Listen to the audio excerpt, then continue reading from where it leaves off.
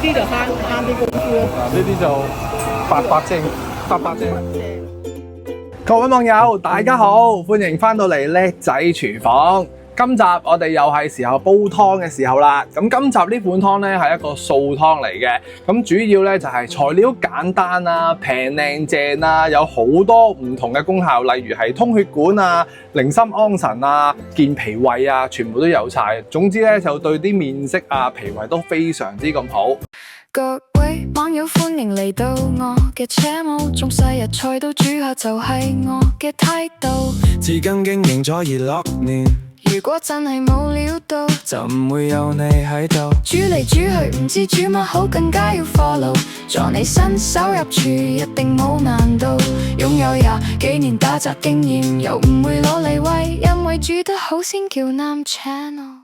咁煮法咧都會有少少技巧啊！你想整得好飲咁啊，即刻就嚟啦！咁啊，攞開晒呢啲嘢先，咁啊，因為有好多啲細嘅要點嘅，真係唔係講笑。嗱，我哋講咗個蓮藕先，咁啊，我貪懶啦、方便啦、就手啦，咁呢個咧就係所謂嘅冇泥嘅蓮藕啦。呢啲就慳啲功夫咯。嗱，呢啲就800正，攞你咁啊，800正唔使使，揀啊，慢慢夠啊！我都係用啲雪住佢好靚嘅，唔使滾水啊！揀咗少少唔緊要咯，冇所謂啊，最緊要買嚿蓮藕。咁大家覺得佢咧有冇皮咧？其實你唔好睇佢白淨到咁喎，其實佢係有皮未去嘅喎。咁我翻到嚟嘅時候咧，呢啲咧唔知佢經過啲咩處理，點解可以洗得咁白淨咧？我已經浸咗好耐㗎啦。嗱，咁我哋一樣咧都一定要刨皮喎。盡可能咧，即係唔知佢索咗啲咩喺個面度啊嘛。嗱，咁我哋刨晒呢啲皮先啦嚇。厚厚地刨咗浸表皮之後咧，就咁嘅樣嘅。咁我哋即刻咧要切啦。咁有啲咩好睇咧？嗱，我哋呢個位咧，其實佢呢啲蓮藕節咧就有啲止血啊、入藥嘅作用㗎。但係咧，由於佢呢啲白蓮藕唔知佢咩料啊嘛，咁我咧就唔用佢啦。咁啊攞翻去佢回收啦，做廚餘啦。咁切開咗呢個節位之後咧，我哋望一望佢喎。咁啊睇下有冇啲淤泥咧積咗喺裏邊。有嘅話或者冇都好啦，我哋都輕輕叫沖一沖佢啦。我見佢都好乾淨嘅。咁啊，如果你有一件係泥蓮藕嘅話咧，就留翻呢啲節一次過去煲，包你有着數。嗱，咁我哋即刻就要將佢咧切成一啲厚身啲嘅片狀喎。嗱，呢個步驟好緊要啊！咁緊要喺邊度咧？我哋切埋先講。咁啊，切咁大塊到啦，攞翻個平面啦。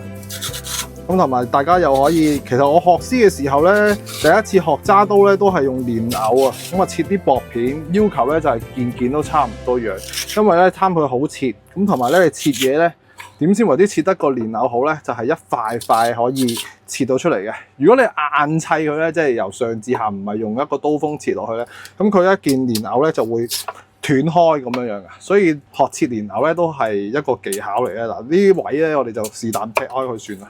企得唔係咁好嘅，切一切直佢，攞翻平個面，咁啊切埋落去，切幾厚咧？5mm 左右，咁上下都 OK 嘅。切好晒啲蓮藕5mm到，我哋攞翻把重型嘅武器，將佢咧拍鬆佢，咧，咁佢就會咧容易啲鬆開咗裏邊，容易啲出味。咁我哋全部咧都要咁樣去拍佢。咁個好處咧就係你拆都唔係，你切到佢唔係話太過碎咧，唔會話散晒，仲會有呢啲咁嘅成分啊。所以大刀咧就有大刀嘅用處，細刀呢啲咁咧就輕強啲，呢啲咧就夠力啲咁樣樣咯。我哋拍晒佢，保證你煲湯個時間咧就會更加之快出味，同埋會起膠嘅。嗱，呢啲太過厚咧比較難剔啊。嗱，劈開佢，全部都咁做就 O K 啦，鬆晒。啲蓮藕粉幾好，咁個效果啊，煲出嚟嘅稀結度咧都會有所提升嘅。咁食蓮藕又有乜嘢功效咧？咁其實好得意嘅，生食蓮藕咧就能夠係清熱生津、涼血止血、化瘀消腫、解酒止嘔添嘅。咁如果我哋煲湯熟食用又有乜嘢功效咧？就要嚟健脾養胃啦，補氣養血，仲有止瀉嘅效果，所以佢都幾變態㗎。熱有熱食，凍有凍食嘅。拍好晒啲蓮藕，跟住咧就可以加埋呢啲蓮子啦。咁我呢啲咧係新鮮嘅蓮子。10蚊好啦，10蚊啊好。係咯，啲新鮮蓮子。哎呀！加啖唔夠先。好啦好啦。夠啊一手。係啦，呢個夠，唔夠就倒隻個夠啊嘛，倒到你中意。10蚊就有咁多啊！咁就嗱，呢啲係新鮮秋月梨啊，係嘛？秋月咧係呢隻，呢隻冰糖蜜月幾鬼抵，20蚊大個。呢隻好食。呢隻係咪？呢隻冰糖真係開心，20蚊有一份4個。有一份攞廿。你呢隻有隻白紙嘅，呢隻咧就藍水梨嚟嘅。冇事。啊，唔該你，20蚊4個，藍水梨今日食。新鮮嘅蓮子，咁食落去咧個味道當然就會 fresh 啲啦，即係新鮮啲啦。咁浸嘅時候咧浸翻耐啲，同埋咧呢啲蓮子咧裏邊咧係會有支蓮藕心嘅。咁呢啲蓮藕心咧就會有苦同埋寒嘅效果嘅。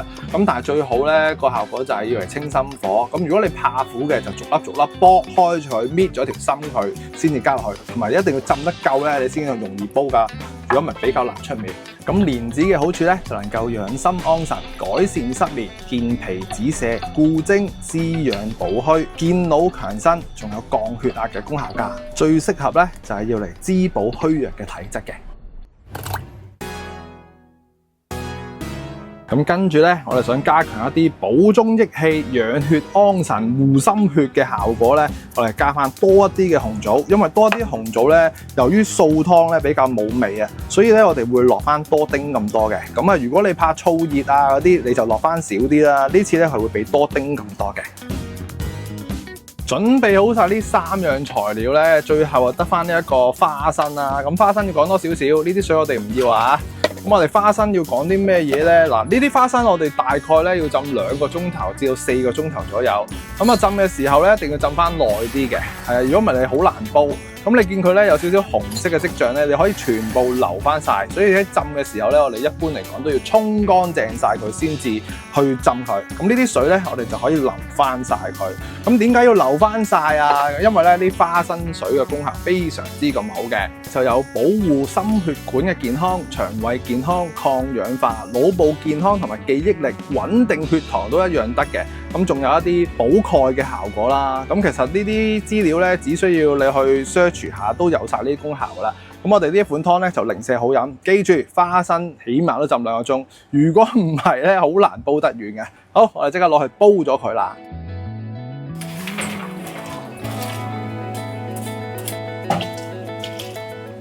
加晒啲材料落去，你又見到我哋啲蓮藕拍散咗，到個效果就係咁啊！就好似你買蓮藕粉咁樣樣，咁我哋咧就會更加容易可以煲到佢嗰個味道啊、膠質出嚟㗎啦。嗱，真係有少少分別嘅。嗱，跟住之後我哋咧就水滾起計數啦，我哋煲個半鐘頭。咁其實如果你冬天嚟去想驅下寒咧，咪加翻件薑咯。但係如果你好似而家我哋秋天都仲係咁熱嘅，咁就唔使加啦，就咁就 OK 噶啦。同埋啲紅棗要落翻多丁咁多先至夠味㗎，再唔係你加啲栗子落去都 OK 嘅。我哋一陣再見啦。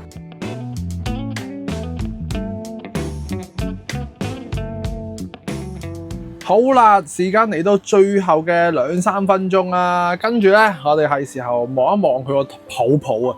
你睇佢啲豆咧，淨係頭都可以爆到湧晒啲泡，犀利啊！咁我哋即刻咧要開咗佢啦，望下啲顏色有冇同平時嗰啲蓮藕湯有分別啊？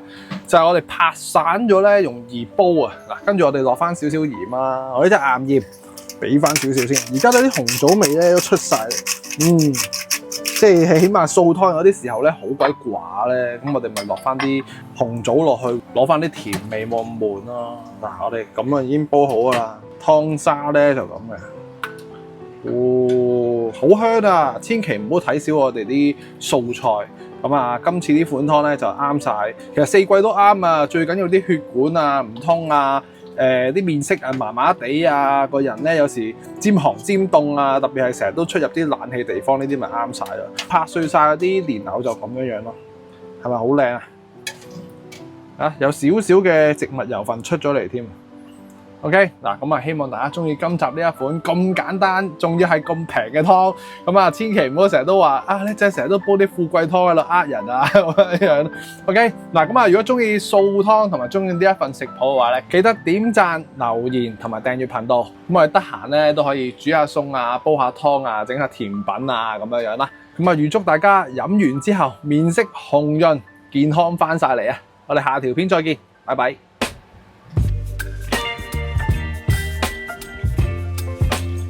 正所謂好湯獻給你，願你在心裏啊嘛。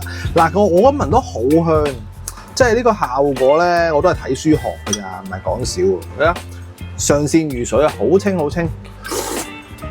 啱味啊！即係清得嚟有啲甜咁樣咯。咁同埋我哋望下啲蓮子咧，好鬼正。